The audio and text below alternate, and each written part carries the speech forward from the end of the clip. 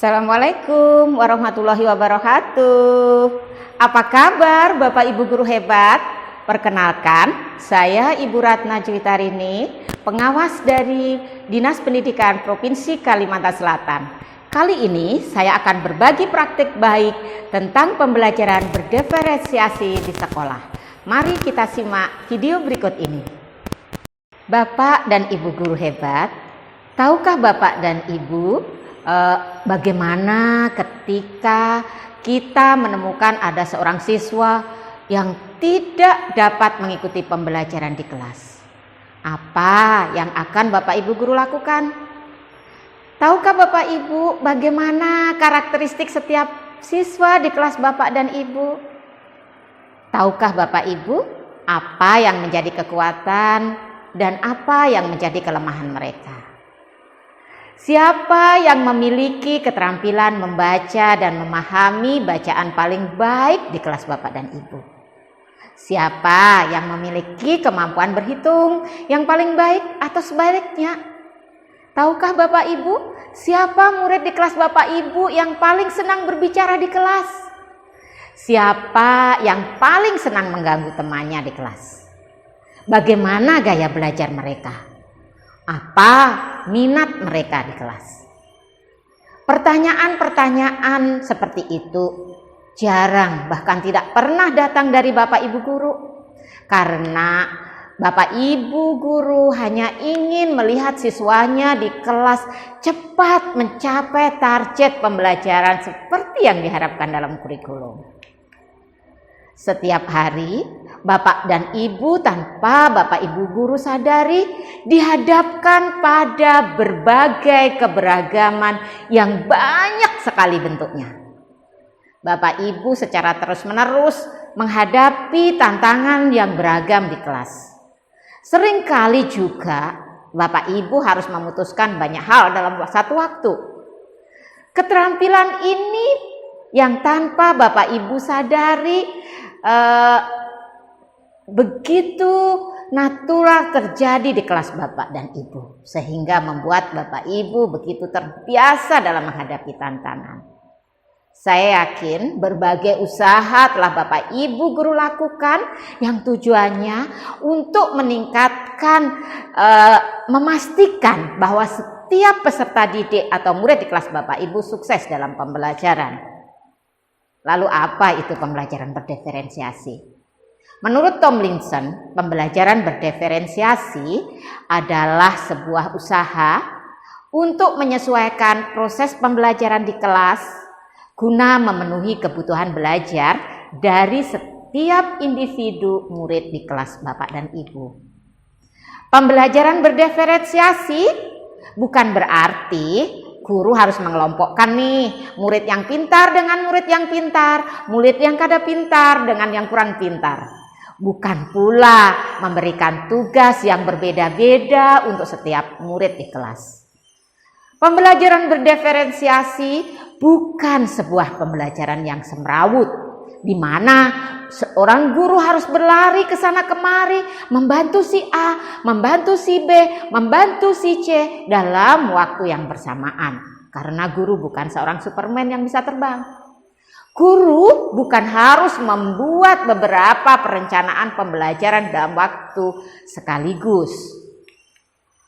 Pembelajaran berdiferensiasi diilhami oleh Bapak tokoh pendidikan kita, yaitu Bapak Ki Hajar Dewantara, di mana pembelajaran berdiferensiasi ini untuk memenuhi kebutuhan belajar dari setiap individu siswa yang berada di kelas. Apa saja nih kebutuhan dari setiap individu di kelas? Tentunya ada kebutuhan sosial, ada kebutuhan emosional, ada kebutuhan intelektual, dan ada kebutuhan komunikasi dari setiap siswa yang ada di kelas. Jika semua kebutuhan itu terpenuhi, maka akan tercipta sebuah kelas yang ramah untuk semua murid. Agar pembelajaran berdiferensiasi atau kelas yang ramah untuk semua murid ini tercipta, maka seorang guru harus mampu melakukan yang pertama, melakukan identifikasi kebutuhan murid yang beragam. Lalu yang kedua, mengidentifikasi kebutuhan belajar dari setiap muridnya di kelas. Yang ketiga, guru harus mampu mengkolaborasikan kurikulum. Dan yang keempat, guru harus mampu merancang pembelajaran yang adil untuk semua siswa di kelas. Salah satu fenomena pembelajaran yang terjadi di sekolah saat ini adalah masih ada peserta didik dengan motivasi belajar internal dari dalam dirinya yang rendah. Mereka hadir di kelas bukan karena suatu panggilan atau dorongan dari dalam dirinya. Mereka melewati sebuah proses pembelajaran yang terkadang tidak sesuai dengan gaya belajarnya. Ketika hal demikian ini terjadi, maka mereka akan menjadi frustasi terhadap pembelajaran.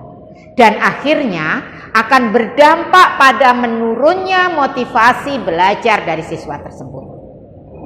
Sebelum melaksanakan proses pembelajaran di kelas, penting bagi guru untuk memahami bagaimana kesiapan belajar atau readiness dari setiap siswanya, bagaimana ketertarikan, minat, bakat, atau interest dari setiap siswanya, dan bagaimana profil belajar atau learning profile dari setiap peserta didik yang ada di kelasnya, sehingga dapat mewujudkan pembelajaran yang merdeka atau berpihak pada murid.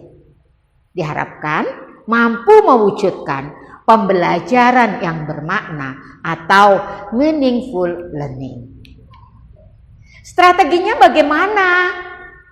Pembelajaran bermakna akan terwujud dengan adanya pembelajaran yang berdiferensiasi, di mana guru harus memetakan kebutuhan belajar siswa berdasarkan 3 aspek tadi: kesiapan belajar atau readiness-nya, ketertarikan atau minat atau interest-nya, lalu profil belajar siswa atau learning profile-nya. Nah, lalu bagaimana nih strategi perencanaan dan pelaksanaan pembelajaran berdiferensiasi yang harus Bapak Ibu lakukan di kelas? Ketika akan melaksanakan pembelajaran berdiferensiasi, Bapak Ibu guru dapat menggunakan 3 pendekatan berikut. Yang pertama, pendekatan konten. Pendekatan konten adalah suatu pendekatan yang digunakan oleh seorang guru dalam membantu peserta didik memahami atau mempelajari sebuah topik atau materi pembelajaran sesuai dengan kesiapan belajarnya. Lalu pendekatan proses. Apa itu pendekatan proses? Pendekatan proses adalah bagaimana peserta didik di kelas belajar untuk mempelajari suatu konten atau materi pembelajaran sesuai dengan profil belajarnya atau gaya belajarnya. Apakah visual, auditori, kinestetik, atau campuran. Nah, contoh, peserta didik dengan gaya belajar visual dapat belajar dengan cara menonton video bagaimana cara mengerjakan soal operasi hitung bilangan misalnya. Atau bisa juga dengan mengerjakan soal-soal yang divisualisasikan dengan gambar-gambar tertentu. Lalu yang ketiga adalah pendekatan produk.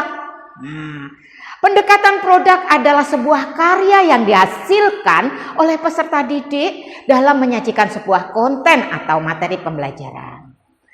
Dalam sebuah pembelajaran, diharapkan guru dapat memfasilitasi peserta didik untuk menghasilkan sebuah produk atau karya sesuai dengan bakat minat dari peserta didik tersebut.